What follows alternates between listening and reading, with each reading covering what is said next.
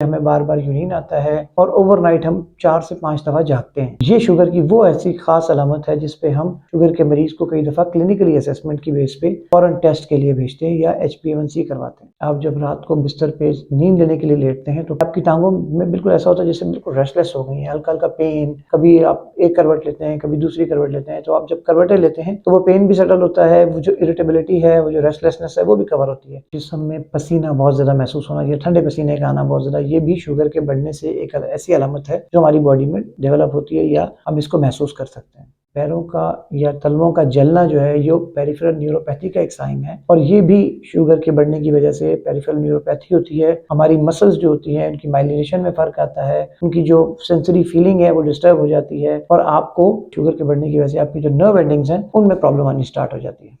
अस्सलाम वालेकुम, मैं डॉक्टर जवाद अफजल कियानी एक और नई वीडियो के साथ आपकी खिदमत में हाजिर। शुगर के मरीजों में कुछ अलामात ऐसी होती हैं जो कि रात के वक्त ज़्यादा होती हैं। हम उन अलामात को बहुत नॉन सीरियस और बिल्कुल उनका जो है ना हम कोई उसका लेते ही नहीं है कि जी इसकी कोई वैल्यू भी हो सकती है या इसको कोई प्रॉब्लम भी हो सकता है। तो हमारे यहाँ क्या मसला होता है कि वो मसला बढ़ते बढ़ते शुगर बहुत अनकंट्रोल हो जाती है और जब ज़्यादा अनकंट्रोल हो जाती है फिर वो हमारे जिस्म के पट्टों पर भी असर करती है, हमारे ऑर्गन्स पे भी फेलियर की तरफ लेके जाती है, गुर्दों में भी असर डालती है, आंखों पे भी असर डालती है, हमारी वेजल्स पे भी असर डालती है। वो अलामात जो रात के वक्त होती हैं या जिनके होने से आपको शुगर के ज्यादा होने का पता लगता है, वो अलामात आज के वीडियो में आपसे डिस्कस करेंगे। मुझे लाइक, सब्सक्राइब और फॉलो कर लें ताकि इस तरह की और बेहतर वीडियोस भी आपके हिस्से में आए और आप देख के उससे मुस्तफीद हो सकें। चलते हैं आज की वीडियो की तरफ। सबसे पहले नंबर पे जो बहुत ज्यादा महसूस किया जाने वाला रात के टाइम की अलामत है वो है कि बार बार आपको छोटा पेशाब यानी आपको बार बार यूरिनेशन या आपको बार बार पेशाब की हाजत होती है। शुगर जहाँ जहाँ बढ़ती है, जहाँ जहाँ जाती है, वहाँ वहाँ पानी भी उसके साथ एक्सक्रीट आउट हो रहा होता है। जैसे किडनी से शुगर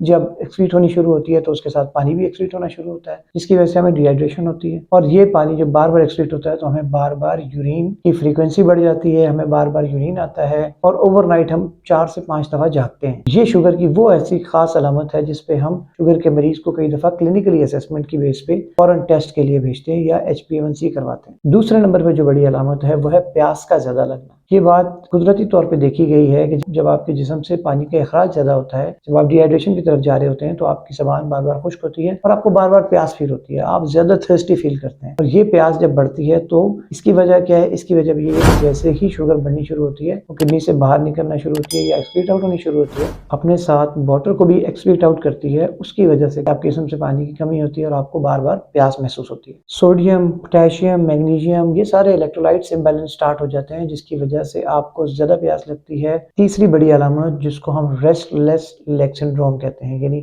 आप जब रात को बिस्तर पे नींद लेने के लिए लेटते हैं तो आपकी टांगों में बिल्कुल ऐसा होता है जैसे बिल्कुल रेस्टलेस हो गई है, हल्का हल्का पेन, कभी आप एक करवट लेते हैं कभी दूसरी करवट लेते हैं, तो आप जब करवटें लेते हैं तो वो पेन भी सेटल होता है, वो जो इरिटेबिलिटी है, वो जो रेस्टलेसनेस है वो भी कवर होती है। बार बार या ज्यादा टांगे हिलाने से आराम आता है, इसको रेस्टलेस लेग सिंड्रोम कहते हैं। विटामिन B1 की डेफिशिएंसी इसकी बहुत बड़ी कॉज है और वो भी शुगर इंड्यूस होती है, क्योंकि जब शुगर ज्यादा होना शुरू होता है तो विटामिन B1 की कमी स्टार्ट हो जाती है। इसी तरह B12 की कमी से भी पट्टों की कमजोरी होती है। मैग्नीशियम की कमी भी मसल्स में लैक्टिक एसिड के बढ़ने को फरोग देती है, जिसकी वजह से आपके जिस्म में पेन रहना शुरू हो जाता है या पट्टों में दर्द की कैफियत आपकी ज्यादा हो जाती है। चौथे नंबर पे हमारे पैरों के तलवों का जलना। पैरों का या तलवों का जलना जो है ये पेरिफेरल न्यूरोपैथी का एक साइन है और ये भी शुगर के बढ़ने की वजह से पेरिफेरल न्यूरोपैथी होती है। हमारी मसल्स जो होती हैं उनकी माइलिनेशन में फर्क आता है, उनकी जो सेंसरी फीलिंग है वो डिस्टर्ब हो जाती है और आपको शुगर के बढ़ने की वजह से आपकी जो नर्व एंडिंग्स हैं उनमें प्रॉब्लम आनी स्टार्ट हो जाती है।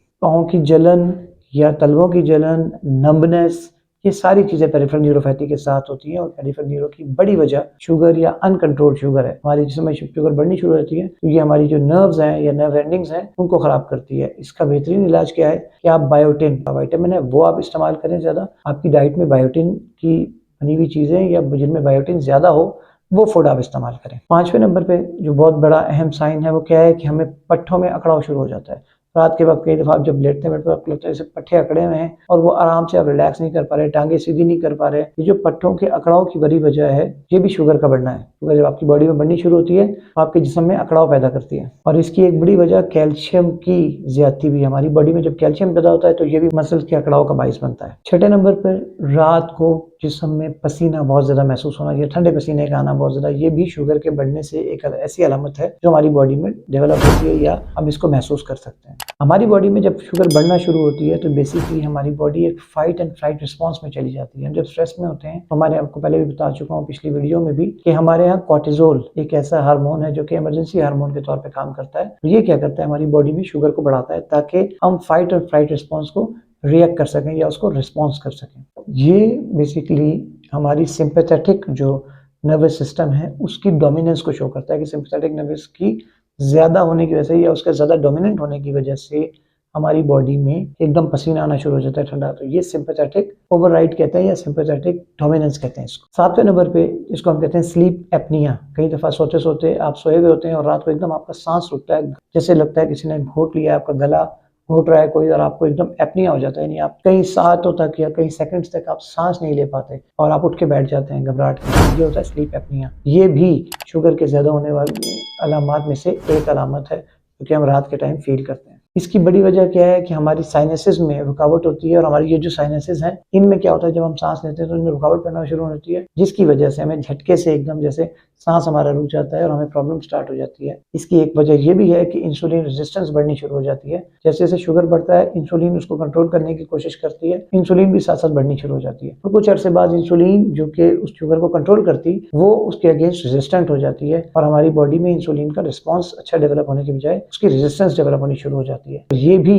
अल्टीमेटली एक रीजन है जो कि स्लीप एपनिया को इंड्यूस करता है। इंसुलिन क्योंकि फैट स्टोरिंग हार्मोन भी है, उसका एक काम ये भी है कि फैट को स्टोर करने में मदद देता है। तो जब फैट को स्टोर करेगा तो ये क्या करेगा, ये आपके अंदर आपकी बॉडी में एपनिया को बढ़ाएगा, आपका स्लीप एपनिया बढ़ने का चांसेस ज्यादा करेगा। आज की वीडियो में हमने वो बातें की, वो अलामत डिस्कस की जो कि शुगर के मरीजों में या आम आदमी में जिसमें शुगर बढ़ने की अलामत जिसको हम कहते हैं, वो ये इस वीडियो को देख के, जिसको शुगर की अलामत बढ़ रही हो वो इस वीडियो को देख के अपने आप को टेलर कर सकता है, अपनी इंसुलिन रेजिस्टेंस को कैच कर सकता है या उसको आइडेंटिफाई कर सकता है या अपनी बढ़ती हुई शुगर को आइडेंटिफाई कर सकता है। ये वो 7 ऐसी अलामत हैं जो रात के वक्त होती हैं या शाम के वक्त होती हैं। तो इसको आप इस वीडियो को अच्छी तरह समझ के इसमें जो बातें मैंने बताई हैं कोशिश करें कि आपको, आपके घर वालों को, आपके अजीजों को, किसी को भी इस तरह की प्रॉब्लम है तो वो उसको आप मदद करें और उसको बताएं कि वो फौरन अपना HbA1c करवाए या फास्टिंग ब्लड शुगर करवाए। ये वो टेस्ट हैं जो आपको शुगर के बारे में बेहतरीन फाइंडिंग देते हैं। आज की वीडियो कैसी लगी मुझे लाइक, सब्सक्राइब और फॉलो करना मत भूलें और इस तरह की और अच्छी अच्छी वीडियोस देखने के लिए मुझे कमेंट बॉक्स में कमेंट करें ताकि मैं आपको रिस्पॉन्स कर सकूं। बहुत शुक्रिया।